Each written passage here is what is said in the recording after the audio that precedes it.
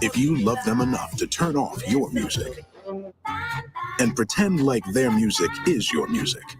This is Mommy's jam.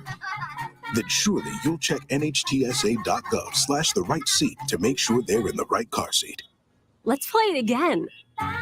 Check today at nhtsa.gov/the right seat. Brought to you by the National Highway Traffic Safety Administration and the Ad Council.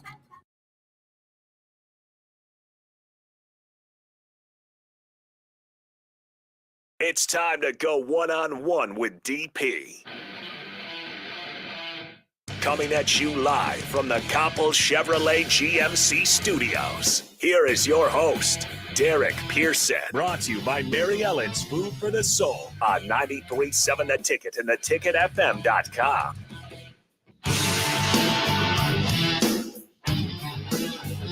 It is one-on-one on the ticket.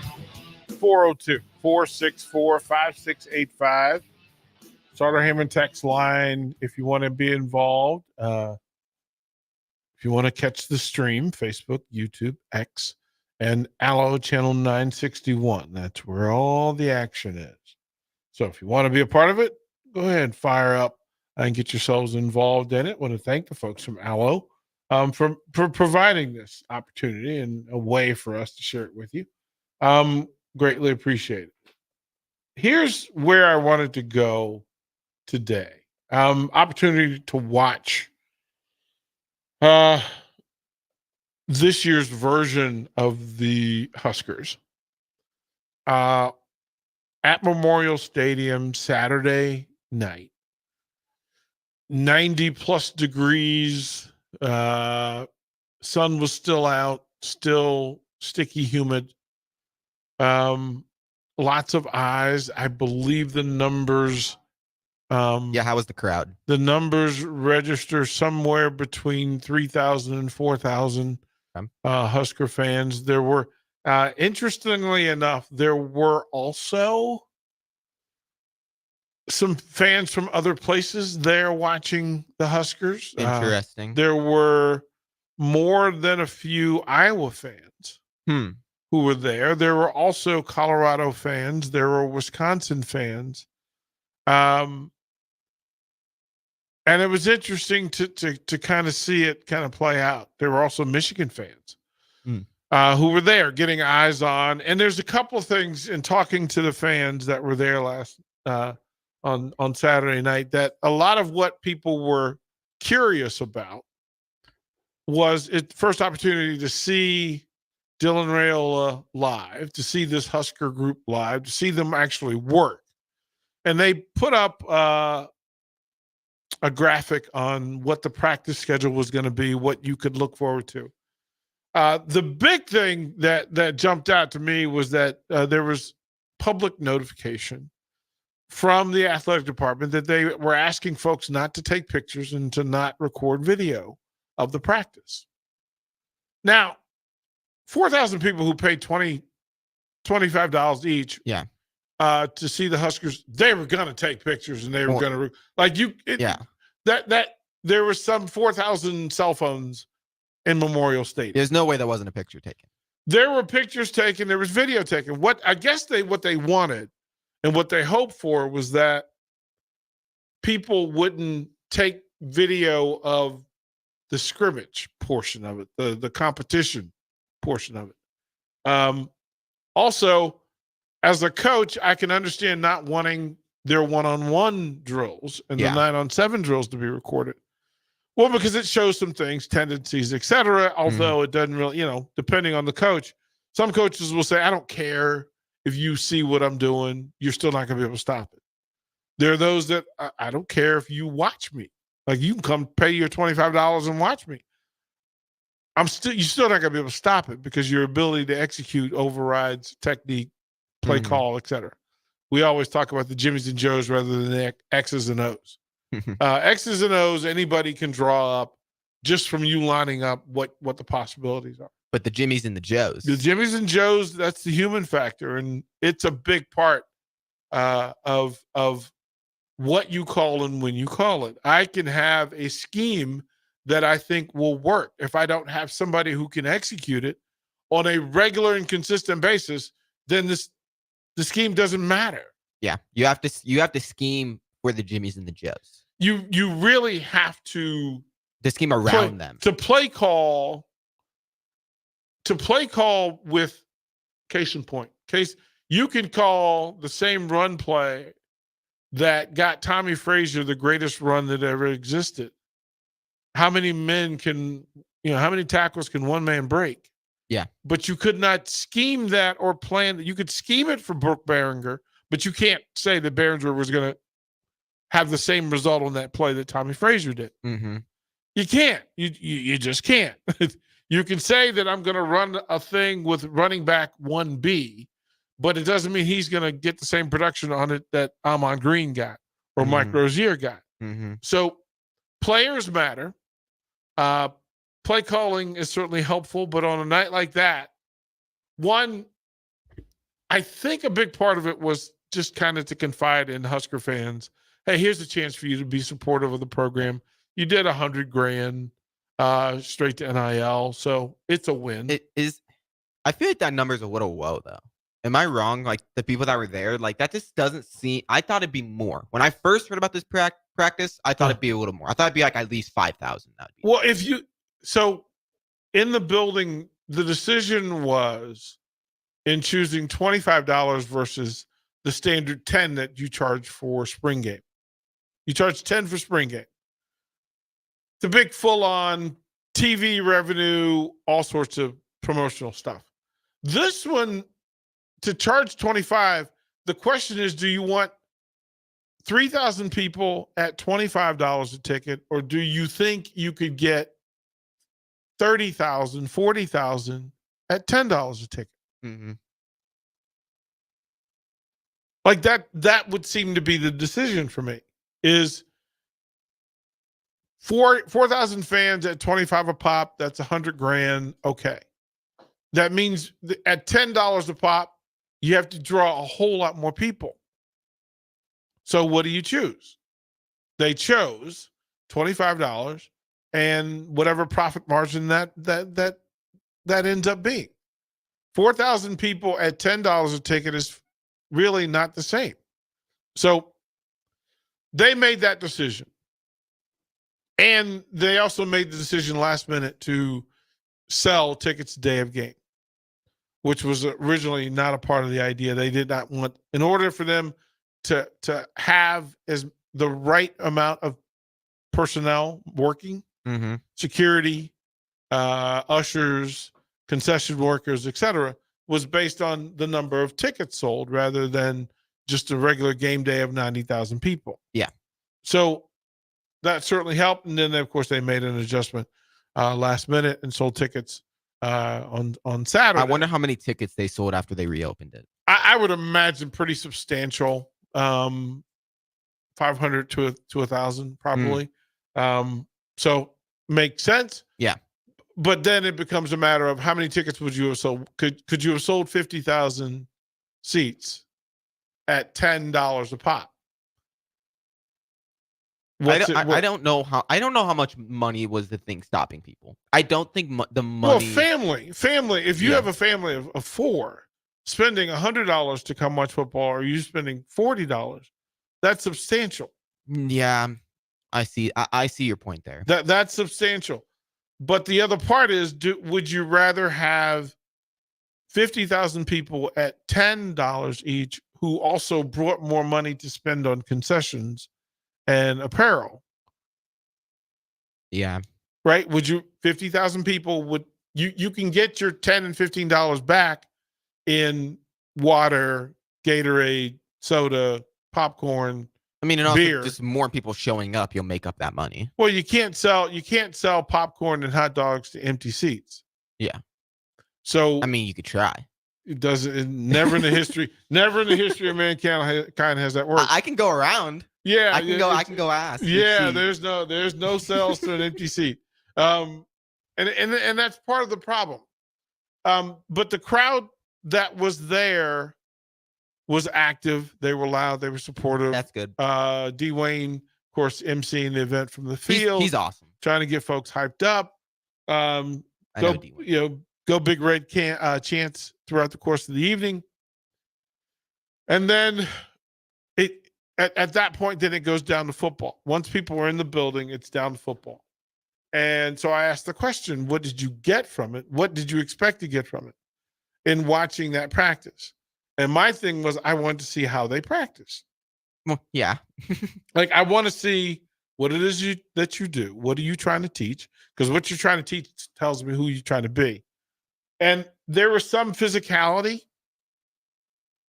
There was some extracurricular activity, as you would say, and the coaches didn't respond well to it, that they weren't happy with throwing hands at a teammate.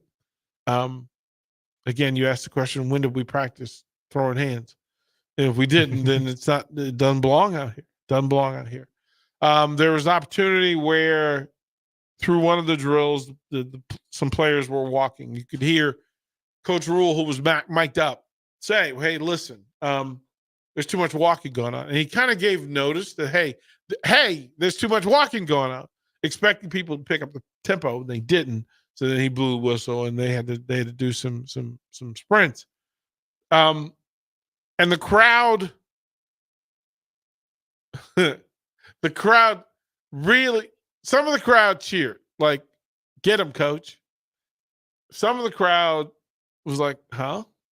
Like, what's going on? There were some players who reacted negatively. And I found that to be interesting. Because the cheer was kind of a Bronx cheer. Like, yeah, get them. They're not working hard enough.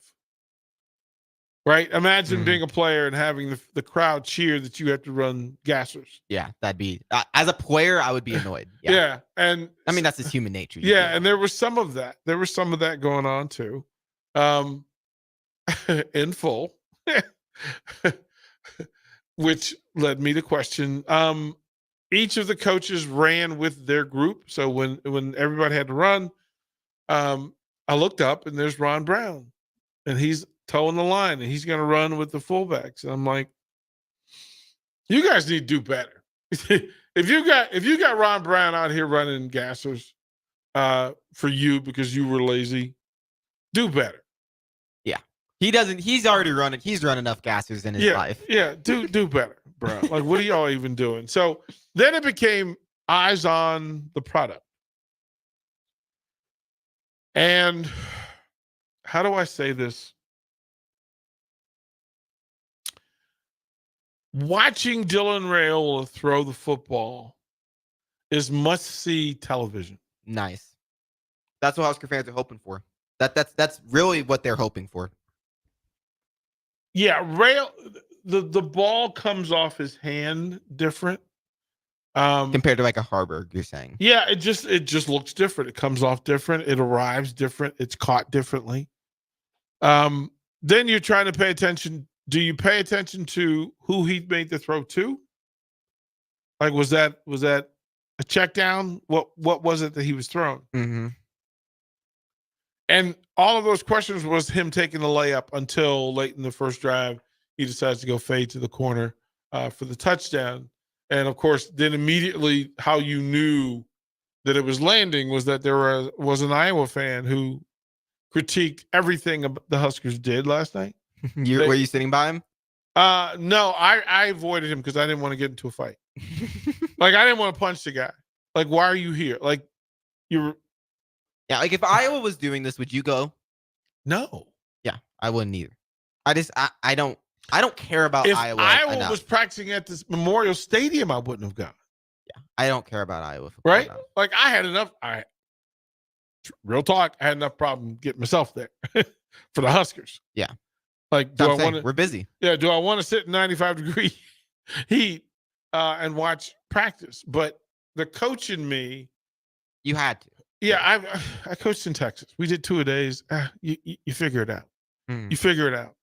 So I wasn't going to let one day beat me here. You can't let it. No, I wouldn't have slept well. That's not like you, DP. You wouldn't you have slept well. you would have slept with that the rest of you would have had to sleep with that at night the rest of your life if you wouldn't have went. Yeah, to allow weather conditions to beat me is not That's not your forte. No. But to watch the Huskers go through their drills, which is really what you're doing. Who's moving, who kind of some of the combinations, right? Who's lining up with who? Who on the line we're working out together, group one, who was healthy, who wasn't. And a big part of it, Ben, for me, was watching Raiola throw the football. Yeah, that would have been the biggest thing for me if I could have made it. But then what I noticed was I was less interested in the ball coming off his hands, and I was more interested in how he prepared to throw the football. Footwork. Like in the pocket. Yeah, I wanted to see him move up in space, move laterally in space, and get positive throws off. And it wasn't easy to do. It wasn't easy to do. But to tell you that if I was a wagering man. You're not a betting man. I'm not. But how many games did the Huskers win last year? 5? Let me count them up. 5. Yes. 3 the year before. No. 4 the year before. So if I said this, it would be a statement of absolute truth. That Dylan Raiola will be worth 2.7 to 3.5 more wins than without him. Like at least. At least. That he is going, and some people go, how do you know that? Well, the ability to expand defenses and find seams and to make throws. Downfield. That's a big thing. To stretch the defense. He worked really well with that line group and communicating what he needed. Mm-hmm. And I think that was a big part of it. It was big for him being able to trust the line, to say, hey, listen, I'm going to need 0.6 seconds to make this throw extra. And to get it. To absolutely get it. Watching the runners, which draws your eyes to linemen. But watching the runners and then trying to figure out who was running back one. That's another topic of discussion. In my head, just for simplicity's sake, if it's Gabe Ervin or Emmett Johnson or Ramir Johnson, you're not uncomfortable. No. Because they'll be able to defend the quarterback for short throws. They'll be able to catch the ball in the backfield. They'll get positive yardage on the ground. You're not uncomfortable, but are you comfortable with those guys? I'm not thrilled because we don't have that kind of production. What I need to know is whether I believe this group can move the football and score points. Because I still believe this Nebraska team, even with Dylan Raiola, especially in year one, I think this is going to be a run-first offense. I still believe that. So that's a lot of pressure to put on these running backs. Here's the thing. Is it run offense in its base, or is it quick throw offense on its base? Like, ponder that for a second. That if just handing the ball off 30 times a game was smart, is it smarter for them to use play action pass, go to the guts of California, Stanford, throw in empty space as they defend? I think that's pretty vital. Yeah. No, it is. I mean, this is definitely going to be an improved passing attack, and they're definitely going to throw it more this year than they did last year. But I still feel like the focus is always going to be get the ground game going. Well, I mean, it is simple to manufacture wins when you know what I need to do. And to say that they're better at the receiver position, I'm not sure. Okay. That's an interesting. I'm really not sure. To tell me that you have more talent in the running back room than you do the receiver room, I would almost buy that. That you have more talent in the wide receiver room? Yeah. I would Yeah. I would almost bite that. I would probably too. So when we say that the receivers in the Big Ten Conference, Nebraska's gonna have the top 5th or 6th receivers. Maybe I would say middle of the pack, probably maybe a Yeah. little bit better. Yeah. I mean, they have potential to be top 5. I would say coming into the season, probably middle of the pack, just because Woodle unproven. If they don't get hurt, Yeah. no frustration. They've developed the Yeah. way they should. Yeah, Yeah. no, I definitely see what you're saying.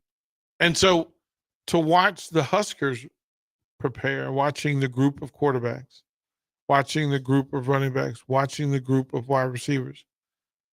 And in full disclosure, I'll say this. I'm not saying that I would be more productive against the top tier folks than the coach here. I wouldn't say that. I wouldn't do that. But if I said I'm going to line up the 6 quarterbacks, which of these is better? I'm kind of looking at Florida for the level and amount of success they had. And you're not wrong if you believe that the running game is good, but the wide receiver room is better and almost elite. There's zero reason why this group can't put up great receiver stats. Yeah, it's more of like I feel like it's just a mindset of the coaching staff too. Does Matt Rule want an offense that throws it, I don't know, 30 times a game? Does he want that? I don't know. We don't know that. Yeah, it's going to be interesting. I think physical up front tends to lead to run game. That's just what I sense. Yeah, but we will know more again another week from now when we can see practices for a bit. If I had to guess, they'd Yep. run the ball way more. DP Pendrose will be back to the ticket on one-on-one. Fitness Black Card, you don't just get a great workout, you get a great perk out because your membership is packed with perks. For $1 down and $24.99 a month, you'll get perks like access to any of our 2,400 clean and spacious locations. Bring your friend anytime and both work out with tons of equipment that'll give you that big fitness energy. Relax in the Black Card spa and more. Work out and perk out with the PF Black Card. Join for just $1 down and $24.99 a month. Hurry. This deal ends soon. See Home Club for details. This is how we do every day. We be grinding, and if you wanna come and text us, If you love them enough to turn off your music and pretend like their music is your music, This is Mommy's Jam. then surely you'll check nhtsa.gov/the right seat to make sure they're in the right car seat. Let's play it again. Check today at nhtsa.gov/the right seat. Brought to you by the National Highway Traffic Safety Administration and the Ad Council. 1 in 3 adults has prediabetes. 1 in 3. That means it could be you, your football buddy, your football buddy, or you, your best man, your worst man, you, your dog walker, your cat jogger. While 1 in 3 adults has prediabetes, with early diagnosis, prediabetes can be reversed. Take the risk test at doihaveprediabetes.org. That's doihaveprediabetes.org. Wait, did they just say 1 in 3 adults has prediabetes? That's 33.33333% of adults. That means it could be me, my boss, or my boss's boss, or me, my favorite sister, or my other sister. That's 7 members of my 21-person romantic book club. Wait, the 1 in 3 could be me, my karaoke partner Carol, or my karaoke enemy Jeff. I'm going to take the risk test at doihaveprediabetes.org. Brought to you by the Ad Council and its Prediabetes Awareness Partners. Sometimes I just cannot believe all the storms we've gone through here. I can only hope that we'll be able to leave this house to you one day, baby. You're our legacy. Planning for these disasters will make sure we're safe, and is the best way to protect that legacy. Protect your legacy. Visit ready.gov/plan for the tools and tips you need to start your emergency preparedness plan today. Brought to you by FEMA and the Ad Council. The Nebraska legislature will soon meet in special session and may consider a vote to raise consumer prices by imposing a sales tax on advertising. Nebraska's small businesses would be hit hardest, forcing them to raise prices, meaning we'd all pay more for the things we need. Contact your state senator and tell them no ad tax. Visit noadtaxnebraska.com to find your senator's contact information. That's noadtaxnebraska.com. A message from the Nebraska Broadcasters Association and this station. When it comes to making plans, you are the best. What about those round trips, which are perfect on your way there and perfect on your way back? Or those meetings with friends, surprise parties, camps, birthdays. The same way you plan for the important moments, start planning to protect you and your loved ones from a natural disaster. Sign up for local weather and emergency alerts. Prepare an emergency kit and make a family communications plan. Get started at ready.gov/plan. Brought to you by FEMA and the Ad Council. On the Block with Strick and Austin. If it was the Big Ten and the SEC and the Big 12 and the ACC's idea to kick back to grow the game at lower levels, we wouldn't have these conversations. But because the NCAA is asking them to do that, it feels like they're getting their wallet stolen, money taken out of it, and it's not their idea, so they're against it. Yeah. Weekdays from 2 to 4 on 93.7 The Ticket and theticketfm.com. As an 18-year-old, I let my mistakes kind of take over my life. I was 0.5 credits away from completing high school, and I didn't do it. 10 years later, at age 28, Jackie finished her high school diploma. When I found out that I was pregnant, I know that I had to do something for myself if I wanted to make her a better person and provide a better life for her. My family never stopped pushing for me to be better because they knew what I could become and who I could become as a person. My support team is amazing. The educational director, my sister, and even my 7-year-old daughter has just been more than the support that I could ask for. I've been given an opportunity, and I'm just thankful for it. No one gets a diploma alone. If you're thinking of finishing your high school diploma, you have help. Find free adult education classes near you at finishyourdiploma.org. That's finishyourdiploma.org. Brought to you by the Dollar General Literacy Foundation and the Ad Council. If you came across someone struggling with hunger, how would you recognize them? By their clothes, their age, the way they speak? Would you notice a 16-year-old boy who got his first job? Not for extra spending money, but to help feed his little sisters? Or a mother who's in between jobs and sometimes goes to bed hungry so her kids can have dinner? Or a 14-year-old girl who signs up to every after-school activity, not to make friends, but just to get something to eat? Or a retiree who fell ill and had to choose between getting medicine or groceries. I am the 1 in 8 Americans who struggle with hunger. People you pass by every day but never knew were hungry. I am hunger in America. Hunger can be hard to recognize. Learn why at IamHungerInAmerica.org.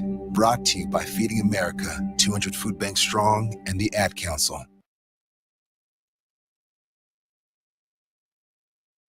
You're listening to One on One with DP, sponsored by Mary Ellen's Food for the Soul on 93.7 The Ticket and theticketfm.com.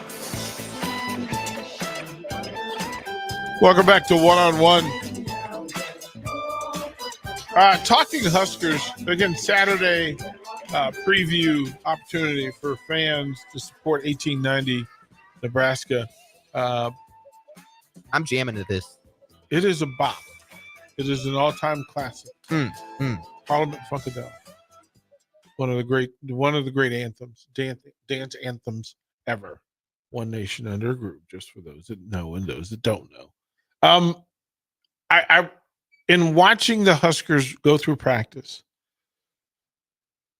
I was trying to look for growth rather than presence. Okay. I wanted to see players look better than they played last year. Did you see that? I did not, quite frankly. Okay. Doesn't mean I write them off. Just means that. Okay, so there's a thing see, this is when people get mad. Like, people get mad. But if I don't give a reason why I feel the way I do, then they get mad. It's an opinion, yeah. They get mad. But in run blocking drive, there's a bull march that we use, which is as quickly as possible reestablishing your feet to the ground instead of your hands.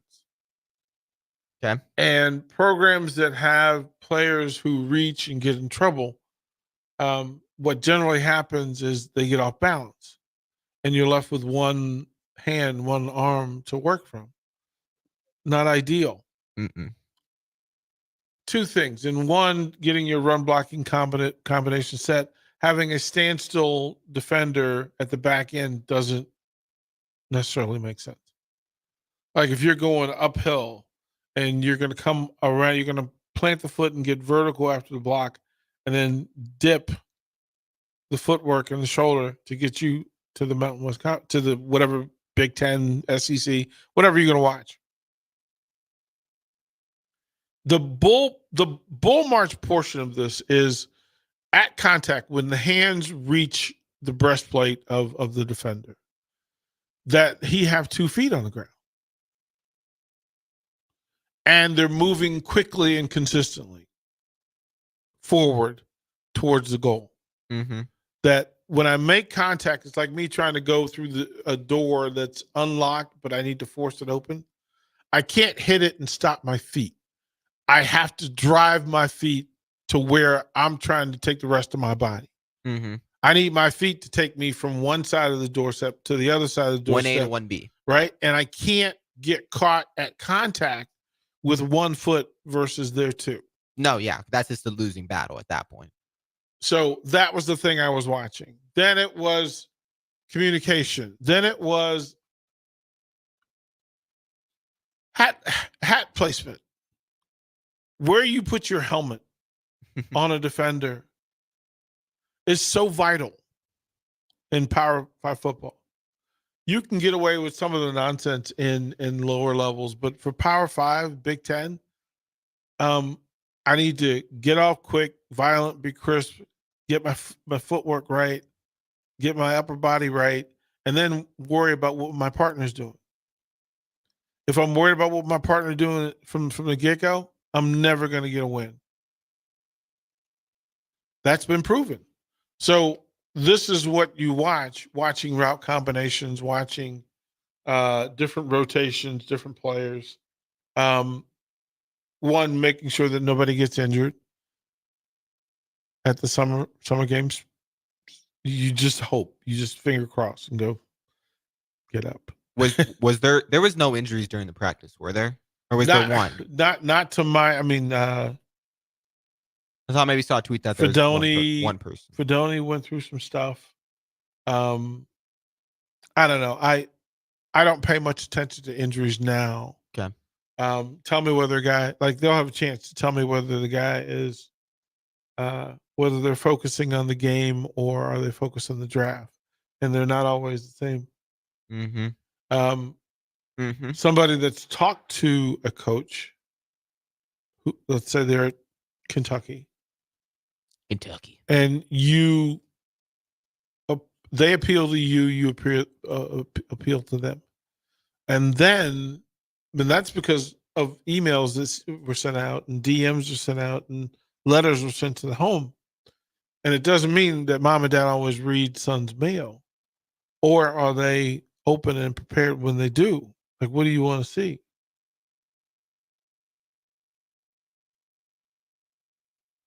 It's always, think about this, Ben. If I asked you today to line up your favorites at receiver, who would it be for Nebraska? Mm-hmm. I mean, Malachi Coleman gets talked about a lot. He's got some speed. Jalen Lloyd, another guy that's talked about. Mm-hmm. Jamal Banks gets talked about. Who's your first down guy? Who's your possession receiver? I mean, can I say that as a tight end? I feel like that's Fedoni, no? Like as a first down guy, wouldn't that be Fedoni? It hasn't been in recent history. Yeah. So that takes us out of the norm. Mm-hmm. You can tell me that, listen, we're going to make plans that Fedoni's going to lead the... I think Fedoni's the best pass catcher on this team. But he hasn't stayed healthy. That's the thing. But I still feel like he's the most talented. Who will lead the team in number of receptions? I'd probably say Lloyd or Banks.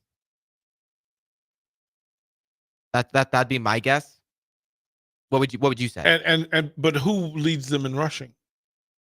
Rushing? Running backs? Mm-hmm. I would, if I had to guess, I'd say Emmett Johnson. So through that, understand what you're getting. And whether you're able to throw the Fedoni, again, run game certainly matters in holding linebackers and safeties off of tight ends. Do you think you can run the ball well enough to hold linebackers and safeties and free up Fedoni? I think you can good enough against a team like Indiana or Illinois. Can you do that against a team like Wisconsin or Iowa? That's another thing. Or Ohio State. Like, it's important, right? Like that's the thing, because it'll work against teams that you're better than. But are you better than Wisconsin and Iowa? Probably not. Right? Where have you landed on who the Huskers are in your mind preseason? If I had to guess, I would say this is a defense first team that's gonna try to run the ball down your throat, but has a passing attack that can stretch the field a little bit to help the running game. That's what I see this team as. Do you see this as a 6-win team, 5-win teams, 8 wins? I see this as 7 or 8 is what I see. Who do they struggle against? I would say why? Yeah. I would I think they struggle against a team like week 2. Yeah, Colorado's going to be tough. I think Nebraska wins that. I think they would struggle against a team that's better than them on defense. I think so. Like a team like Rutgers, I think they might struggle. I'm not saying Rutgers is a better defense, but a team that's just a defense first team, I think they'd struggle against Rutgers. I'm not even going to say Ohio State. I'll just leave them out of it. I think they would struggle against a team like Rutgers or Iowa. Just because I don't know how much this offense has improved to be able to beat defenses like that. So as we go through it, right? Because again, we're talking wins rather than talent. Mm-hmm. And we understand the difference. Yeah. Okay. What level of talents do you think, as far as wins, do you think the Huskers have? What do you like? Just from talent alone. Are they better than talent alone? Talent alone. Are they better than UTEP? Yes. Better than Colorado? I'm going to say yes. Northern Iowa? Yes. Illinois? Yes. Purdue? Yes. Rutgers? I want to say yes. Indiana? Yes. So you're telling me that in the first 8 games, Nebraska will not be out-toughed by anybody? They shouldn't be. But we know Nebraska. Like, I want to say Nebraska's going to start the season 7-0. Like, in my mind, they should. Just seeing the teams that are on the schedule, they all the should. way to Ohio State. They're not better than Ohio State. Okay. But they should start 7-0. Are they? Probably not. I would bet all my money that they don't start 7-0. If they beat Ohio State, they then have to host UCLA. They should beat UCLA. USC. That's a toss-up. If Nebraska can get that game to play the way they want to, they should win that. But the two teams are constructed so differently. You know what I mean? UCLA, not USC. So USC. I do that too. Yeah. USC is such they're so reliant on like skill position players. Mm-hmm. But Nebraska's should be better in the trenches, especially defensive line. Oh my gosh. USC shouldn't be able to run the ball at all in Nebraska, to be honest. Have you seen USC's offensive line? What I've heard is it's not very good. And Nebraska's defensive line is pretty good. Who did you hear that from? There's a ranking on CBS is the first one that comes to my mind that USC's line was not ranked very highly. Okay.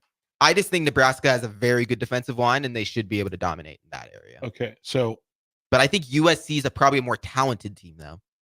Here's what we know about USC, and this is kind of the measuring stick. Ohio State, different chart, different universe. Yeah, we won't even. Different universe. But the offensive line is a redshirt sophomore. Yep. Redshirt senior. Redshirt senior. Redshirt junior. Redshirt junior. Running back, redshirt senior. Quarterback, redshirt junior. Mm-hmm. That's USC.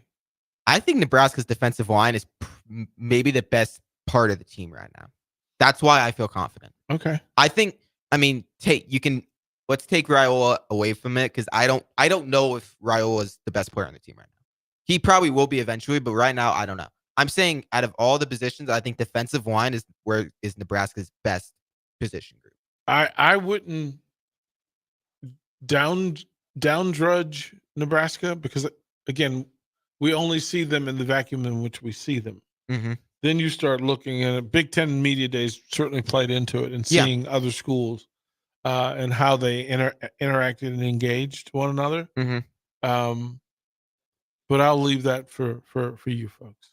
We'll come back. We'll put a pin there. I want your opinion on that. Yeah, we'll get that opinion when we come back to one-on-one. Yo fue pintor más de 30 años. Cuando me dijo que se le estaban olvidando las cosas, fue difícil. Un día me dijeron que pintara el marco del lado por dentro y pinté el lado de afuera. Yo le diría a la gente que le diga a su familia lo que está pasando con él. Si algo se nota diferente, podría ser Alzheimer. Es momento de hablarlo. Visita alz.org/nuestras historias para saber más. Un mensaje de the Alzheimer's Association y the Ad Council. The Nebraska legislature will soon meet in special session and may consider a vote to raise consumer prices by imposing a sales tax on advertising. Nebraska's small businesses would be hit hardest, forcing them to raise prices, meaning we'd all pay more for the things we need. Contact your state senator and tell them no ad tax. Visit noadtaxnebraska.com to find your senator's contact information. That's noadtaxnebraska.com. A message from the Nebraska Broadcasters Association and this station. Whether you like fishing together or fishing to get away, for the thrill of reeling in a big one, or just going out to have a good time, on the banks of your local pond, at a bend in a river, or on one of our many lakes and reservoirs, you'll always find the perfect place to cast a line. Here, beneath Nebraska skies. Start planning your next fishing adventure today at letsfishnebraska.com. Sponsored by Nebraska Game and Parks, aired with the Nebraska Broadcasters Association and this station. Your child was embarrassed when you arrived at their basketball game. 75% of parents or guardians report current alcohol use. Drinking alcohol can cause harm to children and loved ones. By drinking less, your child will be excited to see you at their basketball game. If you or a loved one is looking for help, find a treatment facility near you at findtreatment.gov. For immediate support, call, text, or chat 988. Brought to you by Nebraska DHHS in partnership with SAMHSA. Victor deployed for the first time to Afghanistan in 2003. At 4 a.m, my phone rang. They said, "I regret to inform you that your husband was wounded in action." Victor sustained a moderate traumatic brain injury. I was doing school full-time, and I was also then caring for Victor. One of the most important elements of caregiving is taking care of yourself. I just didn't want to forget that I also had goals and that I also had a life. What I did is I challenged Victor to meet me halfway. There are almost 6 million military and veteran caregivers across the nation. We have our own journey, and we can fulfill that journey at the same time that we are helping our loved one. Visit aarp.org/caregiving for a free military veterans guide to navigate your caregiving journey and better care for your loved one and yourself. Brought to you by AARP and the Ad Council. Are you a veteran looking for a new companion animal? A dog, a cat, or maybe something else? The Nebraska Department of Veterans Affairs Vets Get Pets program can cover up to $350 of your pet adoption fees. Visit veterans.nebraska.gov/vetsgetpets to learn more about program requirements and how to apply. Want to help support the program? Get your Vets Get Pets specialty license plates from the Nebraska DMV. Sponsored by the Nebraska Department of Veterans Affairs. Aired with the Nebraska Broadcasters Association and this station. This is area race announcer James Rowland. Join me and Bree Fansteel every Sunday night from 7 to 8 on 93.7 The Ticket for the Finish Line, where we cover all things motorsports from local racing to racing around the world. Every Sunday night from 7 to 8 on 93.7 The Ticket and theticketfm.com. You're listening to One-on-One with DP, sponsored by Mary Ellen's Food for the Soul on 93.7 The Ticket and theticketfm.com. Final segment before we throw it to Bill's Thrills on a Sunday. Here's where we are. And trying to go through scheduling, depth chart, what we saw Saturday. There are a bunch of things in play. And then trying to figure out from what we've seen, where you think it puts Nebraska in the Big Ten Conference, where you think it puts them in regards to breaking down their season. Again, speculation. We don't really know. We saw a little bit of a practice. Yeah, it was kind of close to the vest. Minimal playbook being shown and displayed. Different health issues. Mm-hmm. You just don't know what you don't know, but you can look at it and go, okay, did I see enough to feel better about last year's team than this year? And that's where I fall into some difficulty, because it's not only that Nebraska has to be better than the 5 wins they got last year. They have to get to 6. But the opponents are different as well. Mm-hmm. And they have transfer portal too. Mm-hmm. Like, they can bring in talent too.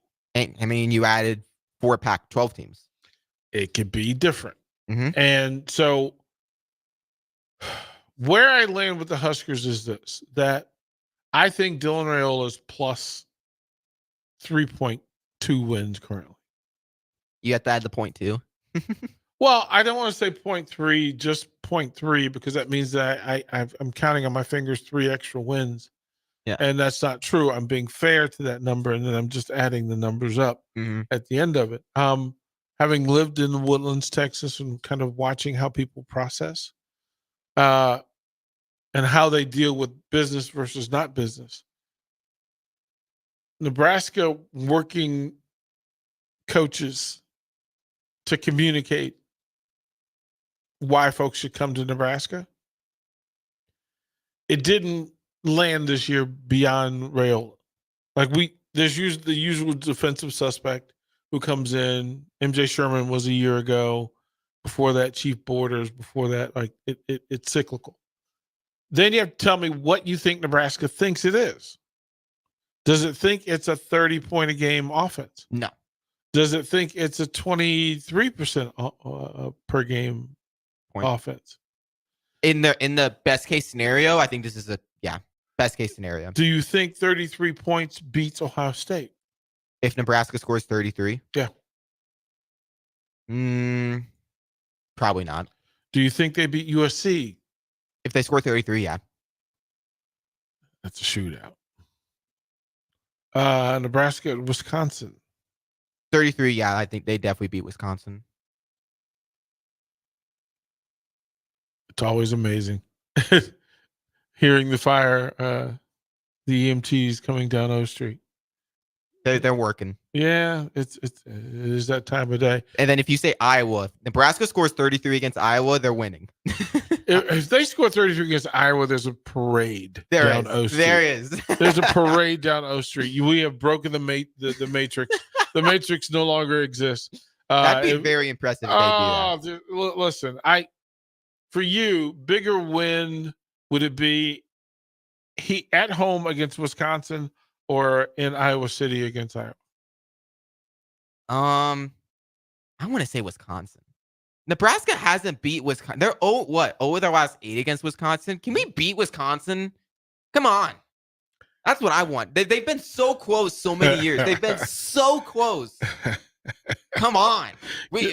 Come on. We're 500 the last 2 years against Iowa. Yeah, this is what I'm saying. Like, Iowa, I love beating Iowa, but Wisconsin is a game that it irks me that we barely lose to them every time, because they're pretty decent. They're a pretty good football team. They're not great, but they do things well over there. How many points does Nebraska need to score against Rutgers? Against Rutgers, 24. I don't think that's enough this year. I think 24 is enough. Indiana, probably like, I don't know, 28, maybe 20, 21. I don't know. Purdue, probably the same, 24, maybe. Colorado, 31. You think 31 points would be the Buffaloes? I think defense can hold them to 28. Yeah, I think so. What did they get last year? How many did they get last year? I'm gonna look it up. It's 30 something. I'm pretty sure. Let me look. If it is, then I'll raise my thing. I didn't think they scored that much. Like, it was pretty. Also, to give the defense some credit, the offense did put the defense in very precarious situations during that. They scored 36. 36. That was with Nebraska turning the ball over 5 times in that game. And to tell you that Colorado State, Colorado almost had a sack record against that. Nebraska sacked quarterback quite a bit. So things were going poorly, and they still scored 36 points. But I'm just saying, though, they scored 36 with us turning the ball over 4 or 5 times. If we only turn the ball over 1 or 2 times, they only have 24 points. When have we done that? With Raiola, we should be able to do that. With Raiola? With Raiola? Isn't it sad? I think if we can only turn the ball over 2 times. Yeah, that's not even good. It's not even good. It really isn't. If we can just turn it over only 2 times. Yeah, it really is PTSD. The correct answer is not turning the ball over in any game is the best opportunity to win. Especially, how many more wins would Nebraska have had if they would have only turned the ball over 2 times against Minnesota? Yeah. You don't throw the interception at the end of the game against Iowa. You don't turn the ball over 4 or 5 times against Colorado. Like, how many more wins do you have? Minnesota was brutal. They should have won that. That win was gift wrapped and sealed. Did that Minnesota loss just taint the entire season? Do you feel like it did? I don't think that. I think they spun and never recovered. They did rattle off pretty good games after that. After Colorado, in the huddle and on the sidelines, there was every belief the Huskers were going to figure it out. They just never did. Like, whoops, we tried. According to the Husker clock, it is 19 days, 21 hours until kickoff. Woo! 19 I'm ready. days, 21 hours from kickoff. So gather around, boys and girls. Gather around the campfire. Yeah, we are about to have another Husker football season in 19 days. We're excited here at the Ticket. Lots to cover, lots to talk about. Lots to see whether my 31 points against Colorado is enough to beat them. We're gonna do like on the whiteboard. We're gonna put how many points does Nebraska need, and have Ben's name by all of them. You can just put down how many points you think they need to score. It's tough. That's tough. Yeah, but that we're in the tough business. I think 31's enough to beat Colorado. I wish it was. I really do wish it. I'm not sure. You want to know my score prediction? Yeah. 31-28. I wish. That's my. I wish it was. I'm just not sure. But because we haven't seen enough, so I don't know. That in real talk, that's not a down to Nebraska. If Nebraska does not show up against UTEP, my prediction will be changing. Yeah, but they better shut UTEP. They better shut them out. Ben, thank you, kind sir. We thank you folks for listening. Thank you. More Bill's Thrills coming up on the Ticket.